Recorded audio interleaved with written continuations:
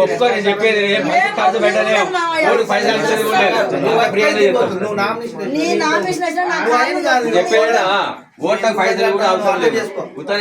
ఎందుకు బదిలాడతానో అర్థం చేసుకో. నీ కొడుకు కొరకే కొడుకు నెల నుంచి బదిలాడతాను. నీ కొడుకు బదిలాడింది వేరు. నువ్వు తినకున్నా తిన్నా ఇప్పుడైతే నువ్వు చేతులు పట్టుకున్నావు ఎక్కువ మేము చేస్తాం కానీ నువ్వు అంటేనే ఇగో నువ్వు ఓకే చెప్పాలి. ఇంతమంది చెప్పాలి అంతే. తప్పుల విషయం మేము మనిషి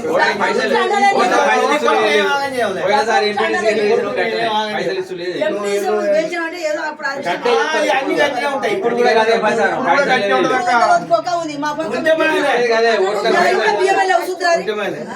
గదే ప్రచారం చేస్తాం మేము. అందరు పైసలు గదే ప్రచారం చేస్తాం. మరి మీకేం లేకపోతే మేము ఉన్నామమ్మా.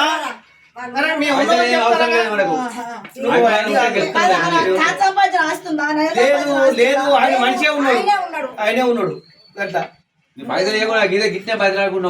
అమ్మా నిన్నేం ఆగం కావాలని మేము కోరుకోమమ్మా. అర్థమైందా? మా సాధ్యమైనంత మేము కూడా పోరాడతాం. మంది నా మనం అందుకో ఇల్లు కాలు పట్టుకుని వేయించుకుంటాం. నీ కొడుకు